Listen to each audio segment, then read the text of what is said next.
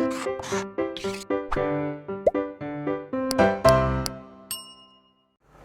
Students, welcome back to Blueprint Digital. आज की इस वीडियो में हम नॉन कॉर्डेटा का दूसरा फाइलम यानी कि संघ निडेरिया यानी कि सीलेंट्रेटा के बारे में पढ़ेंगे। वीडियो को स्टार्ट करने से पहले हमारे चैनल को सब्सक्राइब करें और बेल आइकन दबाना न भूलें, जिससे हमारे लेटेस्ट वीडियोस की नोटिफिकेशन आपको प्राप्त होती रहे। अब हम आज के टॉपिक पर आते हैं। निडेरिया, जिन्हें पहले सीलेंट्रेटा कहते थे। पहले सीलेंट्रेटा संघ में आज के निडेरिया और टीनोफोरा संघ को सामूहिक रूप से पढ़ा जाता था, अर्थात पहले निडेरिया संघ के जंतु और टीनोफोरा संघ के जंतुओं को एक ही फाइलम सीलेंट्रेटा में पढ़ते थे, लेकिन बाद में संघ टीनोफोरा के जंतुओं को अलग करके एक नया फाइलम बनाया गया, जिसे टीनोफोरा कहा गया। टीनोफोरा और निडेरिया के लक्षण में काफ़ी समानताएं होती है, लेकिन फिर भी काफ़ी असमानताएं होने के कारण इनको एक अलग फाइलम में अब पढ़ा जाता है। ल्यूकर्ट ने शब्द सीलेंट्रेटा दिया था, जबकि हेट्चेक ने इनके अंदर दंश कोशिकाओं यानी कि निमेटोब्लास्ट यानी कि न्यूडियोब्लास्ट सेल्स की उपस्थिति के कारण इन्हें नाम निडेरिया दिया, इसीलिए अब इनका नाम निडेरिया है। निडेरिया अदेहगुहीय यानी कि एसीलोमेट अर्थात जिनमें सीलोम अनुपस्थित होती है, अरीय सममिति प्रदर्शित करने वाले यानी कि जिनमें रेडियल सिमेट्री पाई जाती है। तो अरीय सम्मिति ये निम्न नॉन कॉर्डेट्स हैं जो टिश्यू ग्रेड ऑफ ऑर्गेनाइजेशन यानी कि ऊतक स्तर का शरीर संगठन प्रदर्शित करते हैं। तो इसकी डेफिनेशन कह सकते हैं, संघ निडेरिया अदेहगुहीय यानी कि एसीलोमेट, अरीय सममितीय यानी कि रेडियल सिमेट्रिकल निम्न नॉन कॉर्डेट्स हैं जो ऊतक स्तर का शरीर संगठन प्रदर्शित करते हैं। अब जो निडेरिया संघ के जंतु हैं वो मुख्यतः जलीय होते हैं और समुद्री होते हैं, अर्थात मैरीन वाटर में पाए जाते हैं, लवणीय जल में पाए जाते हैं। लेकिन कुछ जंतु जैसे हाइड्रा है वो स्वच्छ जल में पाया जाता है। इसके अलावा कि ये स्थानबद्ध हो सकते हैं यानी कि स्थिर सेसाइल और सेडेंटरी हो सकते हैं, अथवा स्वतंत्र प्लावी यानी कि फ्री फ्लोटिंग हो सकते हैं। इसके अलावा जो जंतु होते हैं ये एकल हो सकते हैं यानी कि सॉलिटरी अकेले पाए जा सकते हैं, अथवा निवहो यानी कि कॉलोनी में पाए जा सकते हैं। इन जंतुओं के जीवन चक्र में ये जंतु प्रायः दो फॉर्म्स में पाए जाते हैं, दो रूपों में पाए जाते हैं, एक पॉलिप और एक मेड्यूसा। पॉलिप स्थानबद्ध होता है यानी कि सेसाइल एक ही जगह स्थानबद्ध होता है, फिक्स्ड होता है, और वो बेलनाकार होता है और वो अलैंगिक जनन द्वारा जनन करता है। जबकि मेड्यूसा स्वतंत्र प्लावी होता है, फ्री फ्लोटिंग होता है, छाते के आकार का होता है, एकल होता है, समूह में नहीं पाया जाता है और वो लैंगिक जनन करता है। पॉलिप अलैंगिक जनन करके मेड्यूसा बनाता है और मेड्यूसा लैंगिक जनन करके वापस पॉलिप बनाता है।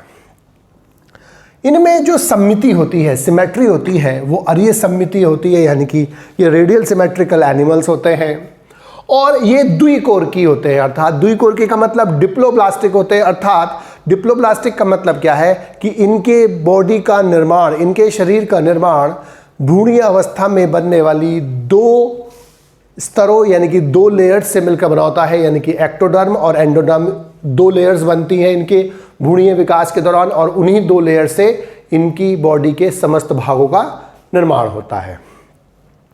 इनके अंदर भी पॉरीफेरा के समान देह भित्ति में दो ही स्तर होते हैं। बाहर वाले स्तर को हम एक्टोडर्म या एपिडर्मिस बोल देते हैं, आंतरिक स्तर को गैस्ट्रोडर्मिस या एंडोडर्म कह देते हैं।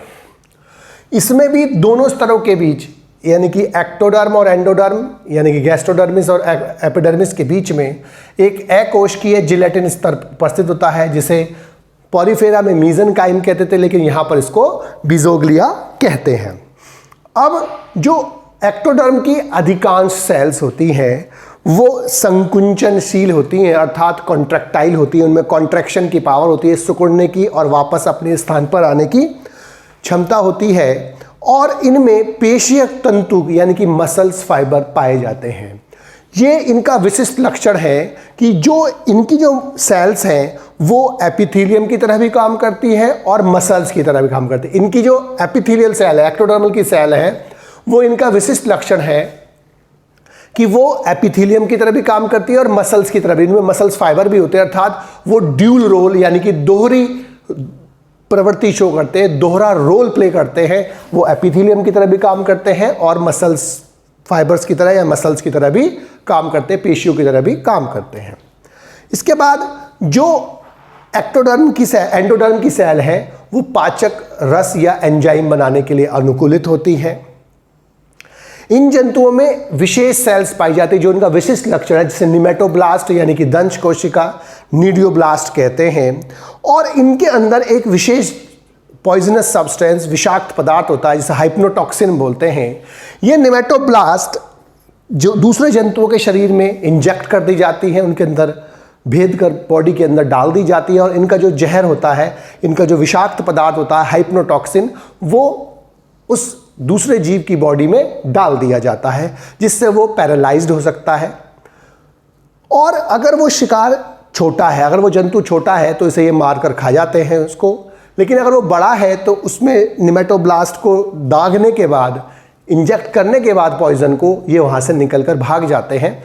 और ये सुरक्षा और आक्रमण दोनों में, यानी कि ऑफेंस और डिफेंस दोनों में सहायता करती है। और निमेटोब्लास्ट यानी कि नीडियोब्लास्ट या दंश कोशिकाओं का पाया जाना इनका विभेदक गुण है, इनका विशिष्ट लक्षण है, क्योंकि एनिमल किंगडम में, जंतु जगत में, इनके अलावा ये सेल्स किसी भी अन्य संघ के जंतुओं में नहीं पाई जाती। तो उनमें विशेष सेल्स पाई जाती है जिन्हें हम क्या बोलते हैं, दंश कोशिकाएं या निमेटोब्लास्ट बोलते हैं।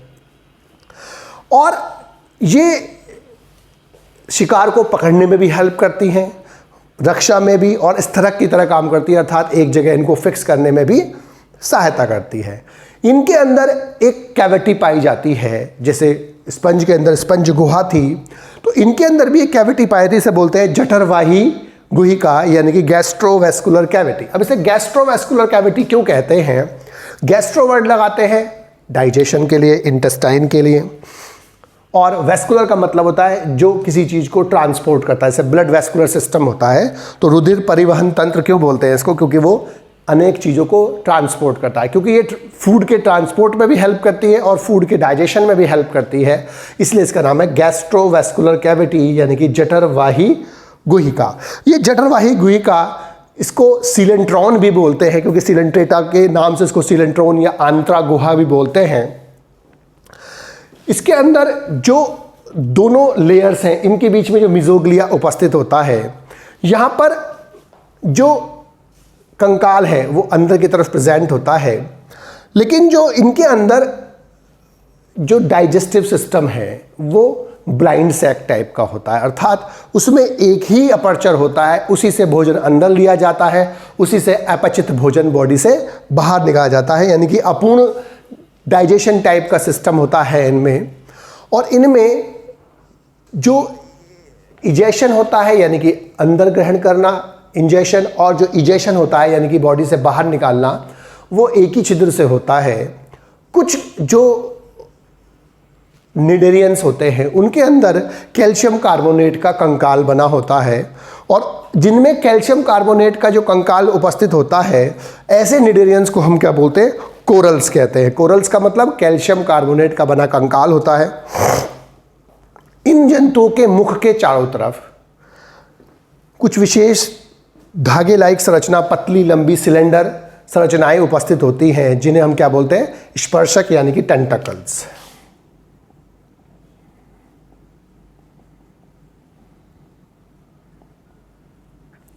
स्पर्शक बोलते हैं या टेंटकल्स कहते हैं।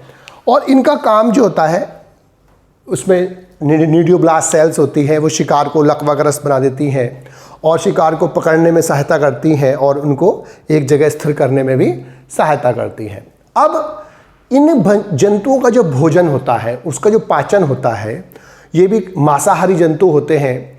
ये अंतःकोशिकीय यानी कि इंट्रासेलुलर और बाह्य कोशिकीय यानी कि अंतरकोशिकीय, एक्स्ट्रा सेलुलर दोनों प्रकार का होता है। सेल के अंदर भी होता है और सेल के बाहर जो इनकी कैविटी होती है, गैस्ट्रोवेस्कुलर कैविटी, उसके अंदर भी होता है। लेकिन इनमें श्वसन तंत्र और उत्सर्जन तंत्र जो होते हैं वो अनुपस्थित होते हैं।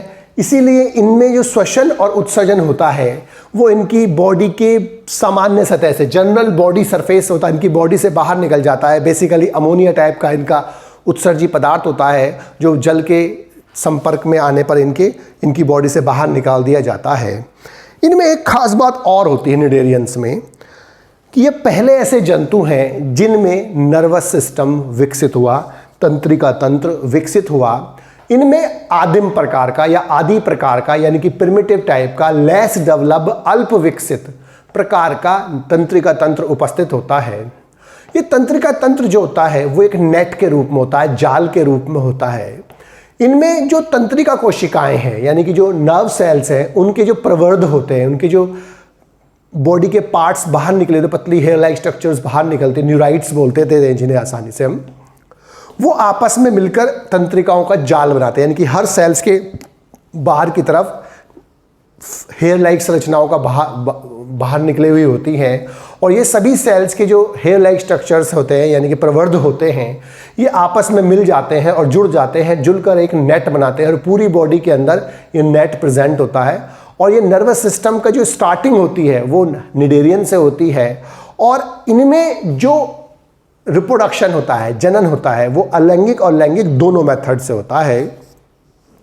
लेकिन लैंगिक जनन जो होता है वो युग्मकों के द्वारा होता है और जो अलैंगिक जनन होता है वो बडिंग से हो सकता है, जैसे हाइड्रा में बडिंग हो जाती है।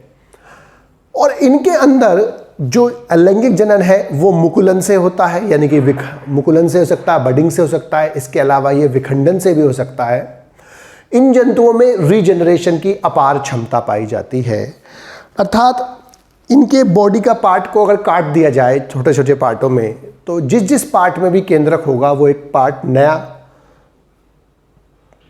ऑर्गेनिज्म, नया जीव उत्पन्न कर लेता है। तो जो पुनरुद्भवन यानी कि रीजनरेशन का मतलब क्या है कि कटे हुए पार्ट का पुनः आना या कटे हुए पार्ट से पुनः नई बॉडी का निर्माण पुनरुद्भवन यानी कि रीजनरेशन कहलाता है। रीजनरेशन की जो पावर होती है, क्षमता होती है, बेसिकली 4 जगह दिखाई देती है जंतु जगत में।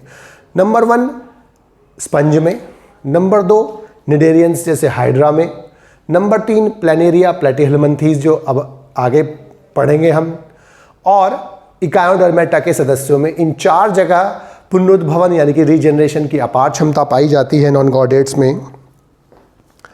इसके बाद जो इनमें लैंगिक जनन होता है वो युग्मकों के द्वारा होता है। युग्मक बनते हैं, फ्यूज़ होते हैं, फ्यूज़ होकर जायगोट बनाते हैं और जायगोट से नया ऑर्गेनिज्म बनता है। और इनमें परिवर्धन जो होता है अप्रत्यक्ष होता है अर्थात इनडायरेक्ट होता है, अर्थात इनके जीवन चक्र के दौरान एक इंटरमीडिएट यानी कि मध्यवर्ती संरचना लार्वा का निर्माण होता है और वो जो लार्वा होता है ओबेलिया में प्लेनुला लार्वा और इफ्रिया लार्वा ओरेलिया में और कुछ अन्य जंतुओं में भी लार्वा पाया जाता है।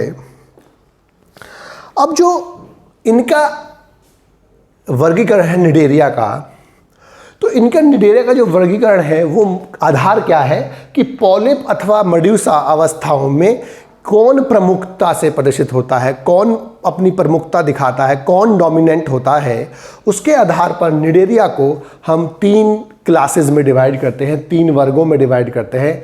वर्ग 1 हाइड्रोजोआ, वर्ग 2 साइफोजोआ, वर्ग 3 एंथोजोआ। अब लक्षण इनके क्लासिफिकेशन के क्या है? पॉलिप, और पहला लक्षण है पॉलिप तथा मेडुसा का जो अवस्थाएं हैं। हाइड्रोजोआ में पॉलिप तथा मेडुसा दोनों ही अवस्थाएं पाई जाती हैं। सामान्यतः इनमें पॉलिप तथा मेडुसा दोनों अवस्थाएं समान रूप से पाई जाती हैं, अर्थात कोई भी एक अवस्था ज़्यादा प्रमुखता या ज़्यादा डोमिनेंट नहीं होती। साइफोजोआ में मेडुसा अवस्था अधिक सामान्य होती है और पॉलिप अवस्था या तो अल्प विकसित होती है यानी कि कम विकसित होती है या अनुपस्थित होती है, या तो होगी नहीं, होगी तो बहुत कम विकसित होगी, अल्प विकसित होगी। इसमें मेडुसा अवस्था अनुपस्थित होती है, केवल पॉलिप अवस्था पाई जाती है। तो यहां पर मेडुसा एब्सेंट होती है, मेडुसा अवस्था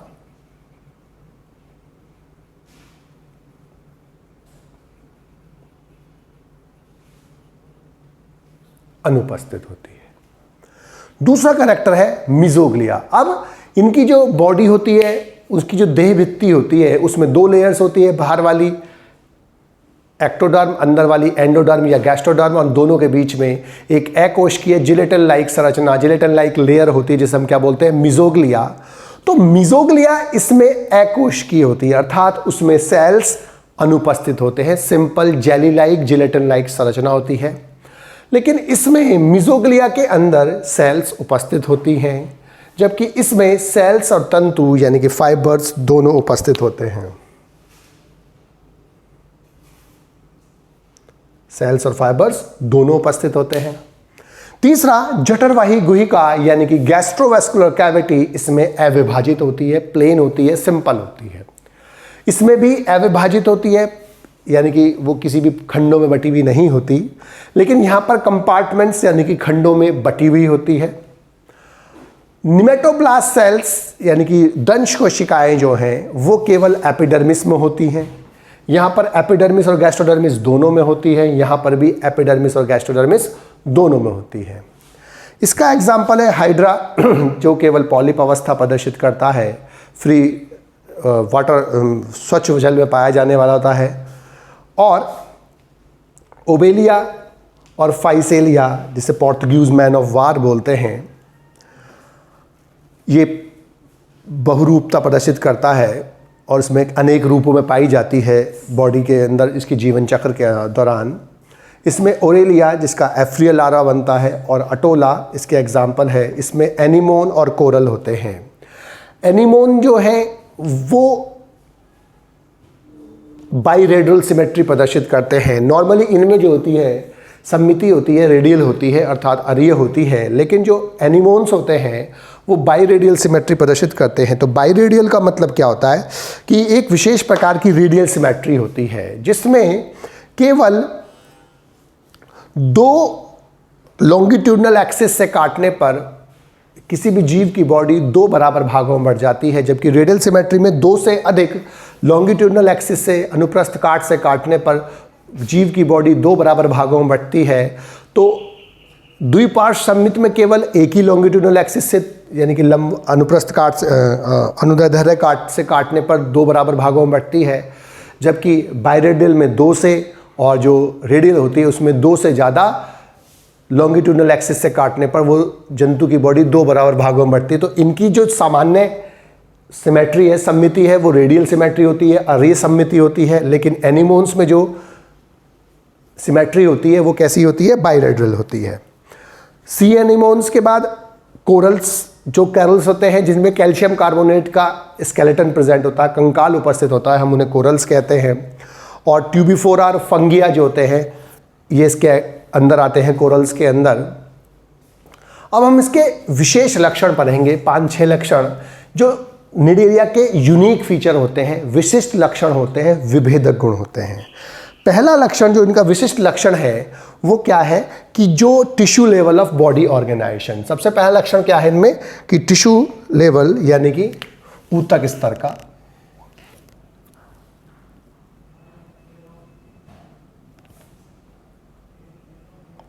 शरीर संगठन। क्योंकि नॉर्मली इससे पहले के जो जीव हैं जैसे पॉलीफेरा, उसमें सेलुलर ग्रेड पाया जाता है कोशिकीय स्तर का। इनसे आगे के सामान्यतः है उनमें अंग तंत्र या अंग स्तर का शरीर संगठन पाया जाता है, लेकिन इनके अंदर टिश्यू ग्रेड का पाया जाता है यानी कि ऊतक स्तर का शरीर संगठन पाया जाता है। दूसरा, इनमें निमेटोब्लास्ट सेल यानी कि दंश कोशिका जो होती हैं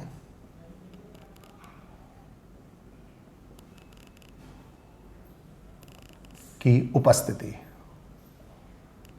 इनमें विशेष दंश कोशिका निमेटोब्लास्ट प्रेजेंट होती हैं। एनिमल किंगडम में इनके अलावा किसी भी ग्रुप में ये निमेटोब्लास्ट दंश कोशिकाएं अनुपस्थित होती हैं और केवल इन्हीं में उपस्थित होती है, इसलिए इनका ये विभेदक गुण होता है और इनकी सहायता से ये अपने शिकार को पैरालाइज कर देती हैं और उसको शिकार को पकड़कर खा लेती है। एपिथेलियो मस्कुलर सेल्स, इनके अंदर जो विशेष सेल्स होती हैं एपिथेलियो मस्कुलर सेल्स।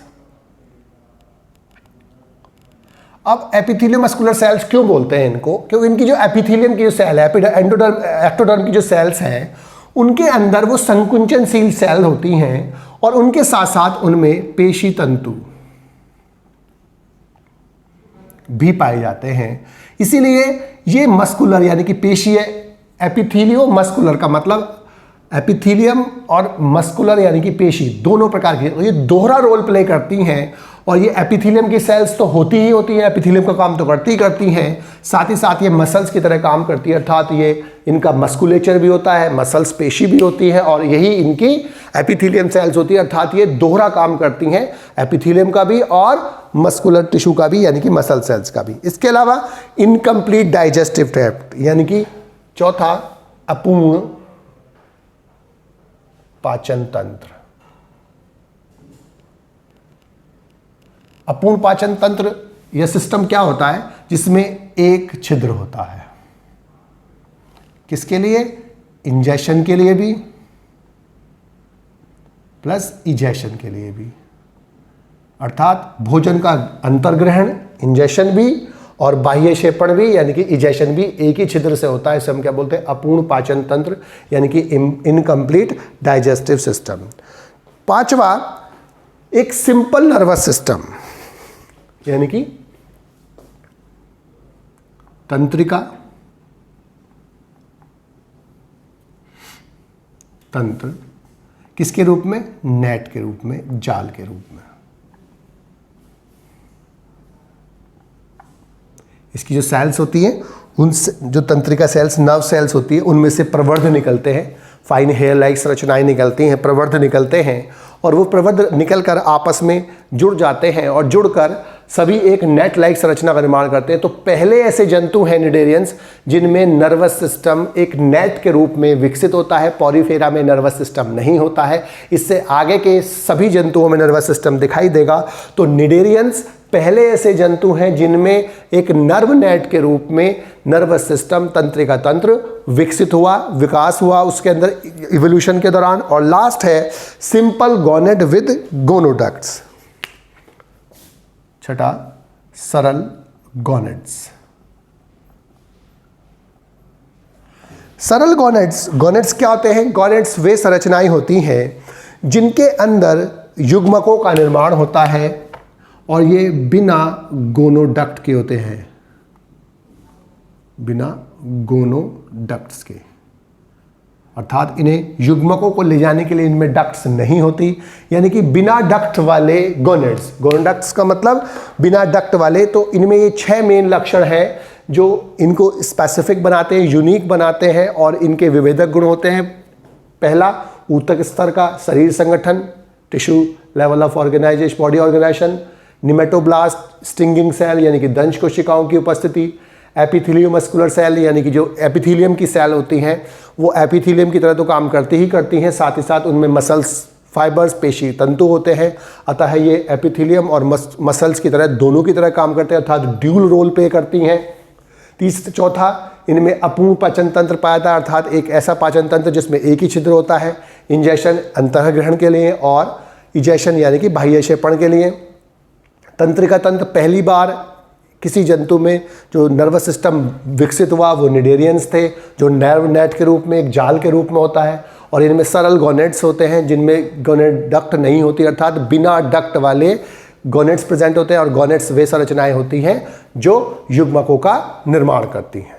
बच्चों, आज की इस वीडियो में बस हम इतना ही पढ़ेंगे। हमारी इस वीडियो को आप लाइक करें और अपने दोस्तों के साथ शेयर करें। यदि आपका कोई डाउट है तो आप हमें कमेंट करके बता सकते हैं। इस अध्याय को और अच्छे से पढ़ने और समझने के लिए आप चित्रा प्रकाशन की बुक एक्टिव जीव विज्ञान की सहायता भी ले सकते हैं।